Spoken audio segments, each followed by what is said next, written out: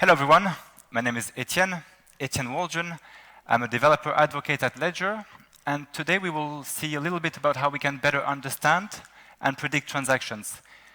We are going to compare blind signing with clear signing. We will see a few examples of recent scams, and we will talk a little bit about how we can predict transactions as well. This is not the next slide. So Ledger is a French company. It was created in France in 2014. We make hardware devices that help you secure your cryptocurrencies. We have sold over 7 million of these devices so far, and today we secure over 20% of the world's crypto assets. Our devices are secure by design, and this is done through the combination of a secure element, which is the chip inside the device, as well as the secure display, which is immediately on top of this chip. What this means is it guarantees that what you see on your device, what you see on your ledger, is what you are about to sign. Our mission is to secure Web3. I'm sure you're familiar with our devices. Show of hands here, who has had a Ledger Nano? Okay, most people, which is very good. And more recently, we announced the Ledger Stacks and Flex, which are new devices. They have a bigger screen. It's an e-ink screen. And it's very practical for the use cases we will see today. Okay, who here can tell me what this transaction does? Anyone? And if you're having a hard time, you are correct, because this screen only shows a message hash. And the hash is not understandable by a human. It's very hard to know what we're about to sign here. And this is typically what we call blind signing. In blind signing, it's very hard to understand if it's a legit transaction, if it's even the right contract or function. Maybe the payload is malicious, or we're authorizing something we don't mean to. Blind signing is a lot like signing a blank check. You would not sign a blank check, yet sometimes you blind sign transactions. The general rule is if it's unreadable, it's also unpredictable. And if it's unpredictable, it's not safe to sign. Getting scammed is not fun. I think we can all agree on this. I've shown a few examples here. We can see the WazirX hack, where $230 million was stolen. So I want you to really take a moment here and understand how big of a number this is. And if you're a bit far in the room, I'm going to read to you the sentence from the Cointelegraph article, which says that one major cause of the hack was the necessary practice of blind signing token transactions from hardware wallets. And because the destination address was not shown on the screen, it's very hard to know where we are sending our tokens. And what's interesting here is you might think you're safe because you have a hardware wallet. But the reality is you are only safe as long as you understand what you are signing. On the right, again, really big numbers. Nearly 300 million was stolen in 2023, with the Inferno attack alone having 150,000 victims and $108 million stolen. You may be familiar with the recent Bybit loss, where $1.4 billion was stolen. This is just another example of why it's important to understand what you're signing and being able to predict the result of that transaction. And clear signing actually fixes this, as we will see very soon. So yeah, these attacks are not theoretical, unfortunately. We've been signing transactions on ETH for a decade, and we are facing this reality. So yeah, something needs to be done about it, and that something is clear signing. So in clear signing, for example, we can see here the same device, Ledger Stacks. We have 3 screens. On the first screen, we really put into context, we are about to swap tokens. If this is what we want, we continue. And the second screen here is the main screen, where we can see exactly what we are about to sign. So we can see we're interacting with the contract from 1inch. We are about to send 1,000 wrapped Matic and receive 554.91 USDT. We can check if the receiver is correct. Does this match my address? And if everything is correct and we're happy with it, we continue by holding and signing the transaction. So this process is transparent. Everything is right there. It's human-friendly because it's written in English, it's very understandable, and it's empowering because we feel in control. We know what we're signing and we're comfortable signing it. Here's another side-by-side comparison where we can really see in one image how clear signing is much clearer than blind signing. Yeah. So how does it work? First, a little bit of context. So on the top here, we have everything Ethereum related. And the bottom part here is how Ledger reacted to all of these changes. So we have the first ETH transaction in July 2015. A year later, we had basic message signing through EIP 191. In 2017, we had typed data structures, which was an improvement on the previous EIP. And on the Ledger side, we have the ETH app since 2016, October 2016. But the key message of this slide is that at Ledger, we've been trying to make transactions clear signable as much as possible, but it wasn't really standardized until 2024 with the clear signing initiative. So it's actually an ERC 7730, and the purpose of this ERC is to make transactions human readable. You might think, okay, but we have the ABI, why don't we use that? And actually, ABIs don't really get you far enough. We can see here immediately that the intent is not very clear. Exact input single. We can see a raw token address. So if you compare with the previous screen where we had wrapped MATIC or USDT, here it's not very friendly. And as well as the amount in base unit, which is not very understandable for humans. And sometimes you may have unnecessary parameters because it's not very flexible in what you want to display on the device. So I tried to synthesize clear signing into different components. So we have three phases, really: the creation, validation, and integration phases. So what's really behind clear signing is a JSON file. So we asked dApp developers to create a JSON file related to their smart contracts, which will essentially describe the functions of the smart contract and translate them into human understandable terms. And to create these JSON files, we have at Ledger released edition tools, which makes it very simple to create JSON files without any code.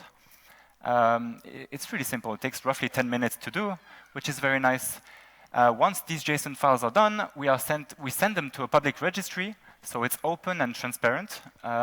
You can also check other JSON files on the registry. And the endorsement right now is done by Ledger, so a security team at Ledger is endorsing these JSON files, making sure that they match the smart contract and that no function or variable is left behind. But really the magic happens in the integration phase, where all of this data from the JSON file will be parsed, filtered, and formatted to be prepared to be displayed on the device. And finally, on the bottom right, if you have a Ledger device, you can be sure that what you see on the screen in the final flow is what you are about to sign. JSON file, I'm sure you're all familiar with what a JSON file is. I've given a QR code here if you want to check out an example of a clear signing JSON file. But yeah, JSON files are human readable. It's understandable by machines, by humans. It's very practical, lightweight and efficient. It's very easy to nest data, to add new fields. And on the left here, on the top part, we can see that the amount in was renamed through the label variable, amount to send, which is more friendly. And the format is token amount, which is exactly what we want. On the bottom part here, we have a required field, and this will essentially, this is where we choose what fields we want to be displayed on the device when signing happens. Implementing clear signing is very simple, but it depends if you're a dApp or a wallet. As I mentioned, if you're a dApp, we have JSON creation tools. There's a few slides at the end of this deck that shows these tools. And then you just submit the files and you're done. For wallets, it might be even simpler. If you use the new Ledger Device Management Kit, which is a set of tools to manage the connection to devices, to wallets, then you're actually good to go. Clear signing is embedded in the new device signer kit. So as I mentioned, the new device management kit is a better way to interact with Ledger devices, very practical for wallets. Maybe some of you know the legacy Ledger.js set of libraries. This aims to replace that. So it's very easy to manage devices, exchange data. You have state management where you can see if the device is on, off, idle. You can call OS commands directly, which is very nice and practical. So yeah, it's a replacement of Ledger.js. It's very new and very practical. A little bit about last year. So actually, clear signing, the white paper came out roughly around the time of ETH Denver last year in Q1. We then held a request for comment webinar where we invited key opinion leaders and partners to comment on this white paper, following which we made a few technical refinements. But yeah, it's not just a Ledger initiative, it's collaborative. The standard was published in Q2, so ERC 7730, as I mentioned. In Q3, we held a demo on stage with Rabi, where we did a 1-inch transaction. And we were also able to clear sign permits around the time of ETH Brussels. And lastly, in Q4 is where all the tooling came out. So we have the new device management kit, as I previously mentioned, as well as the public registry and the JSON creation tools. So we will now see an example of how Aave might clear sign their smart contract using the JSON creation tool. So the first step is to enter the contract address. So here we took Aave's contract address. Then we have a bunch of metadata to fill. So typically the context information, we have the owner here, the legal name, as well as the URL. So pretty straightforward and simple things. And then we craft the screens. So we can see a preview on the right on Ledger Stack's devices of what the transaction will look like in the end.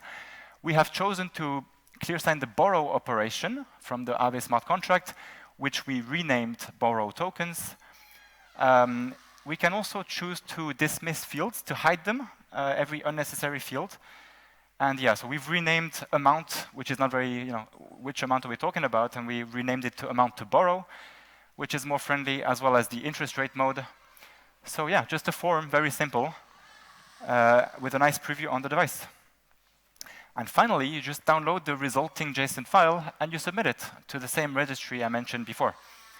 So again, you have a QR code of the registry if you want to see examples of other smart contracts on there, of the main dApps and how they might have done their JSON files for clear signing. And yeah, then Aave transactions are ready to be clear signed. Then you have an example on the right here of what it will look like on actual devices.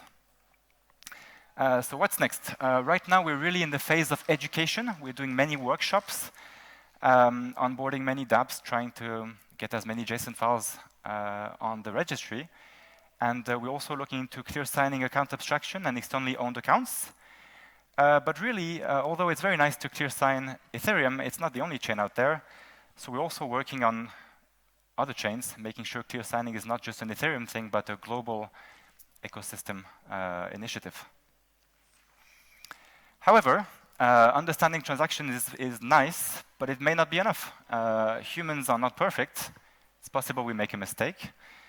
And for this reason, we also recently announced transaction checks, which is an optional feature that will simulate the transaction before it actually happens to understand if you're about to interact with a malicious dApp or contract or address. It's very complementary to clear signing because clear signing is the human element of it. It's your assessment as a human, and this is the machine part with the transaction checks. We can see on the right here an example of a threat being detected. So we can see the name of the provider here. We can choose to accept the threat and continue, which is obviously not always recommended. How it works is pretty simple. So the transaction is first crafted in the wallet, and then it's sent to trusted third parties who are going to simulate the transaction, conduct a risk analysis, return that risk analysis so the flow, the clear signing flow can be displayed with the risks on the device. We can see here examples. So on the left is a transaction which had no warnings. Everything is fine, and we can continue to clear sign it as we always have. And on the right here is where it's interesting, where a threat has been detected. And what's interesting here as well is that you can choose to view the details of why this transaction was flagged as malicious. And it's very nice to have more information and not just a warning. There's a few useful links you can check out. The developer portal is the Ledger official documentation. There's a full team working on the documentation, making sure it's thorough and accurate. So you have a whole section on clear signing on there. We have a homepage as well about clear signing with more general information, as well as the repo I mentioned, and blog posts if you want to keep updated with the recent changes, not only for Ledger, but for the overall ecosystem as well. Thank you very much.